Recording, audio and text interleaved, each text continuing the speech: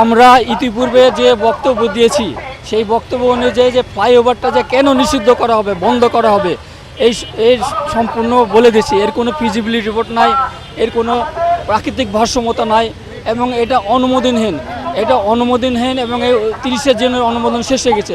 অনুমোদনহীন অবস্থায় জরুরিভাবে আজকে যে বেআইনিভাবে এটা করছে, এই জন্য আমরা ইতিমধ্যে বন্ধ করার জন্য বলে দিয়েছি। যদি বন্ধ না করে তাহলে আমরা পরবর্তী পদক্ষেপ নিব। রাজশাহীতে আসলে যেই ফ্লাইওভার হচ্ছে এখন, এটা আমাদের আসলে কোনো প্রয়োজনীয়তা নাই। এ কারণে প্রয়োজনীয়তা নাই যে নিউ মার্কেট একটা ফ্লাইওভার হতে হলে অনেক বড় রাস্তার প্রয়োজন হয়। আমাদের এই নিউ মার্কেটের রাস্তাটাও ছোট, আর এখান থেকে যে ফ্লাইওভারটা হবে, এটা যখন হবে তো এখানে হাজার হাজার ব্যবসায়ী আছে যারা খেটে খায়, তাদের অবস্থা একদমই খারাপ হয়ে যাবে ব্যবসায়িকভাবে। এবং আমাদের রাজশাহীতে এমন বড় কোনো যানজট হয় না যেটার জন্য আসলে ফ্লাইওভার দরকার।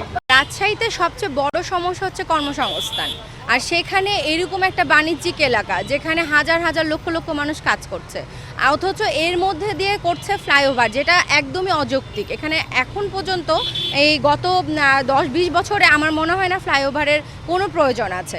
সেখানে এরকম একটা কাজের জন্য লক্ষ লক্ষ মানুষের কর্মসংস্থান চলে যাবে, তাদের দোকানপাট বন্ধ হয়ে যাবে।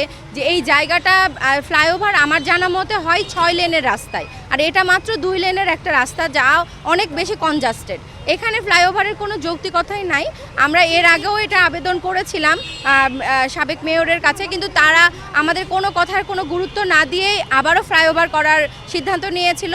এবং আবারও যেটা হচ্ছে, আমরা বন্ধ ছিল কাজ, তারপর আবার সেটা শুরু হচ্ছে, যেটা এখানকার জনগণের জন্য এবং জনসাধারণের জন্য সবচেয়ে বেশি ঝুঁকিপূর্ণ, তাদের কর্মসংস্থানের জন্য।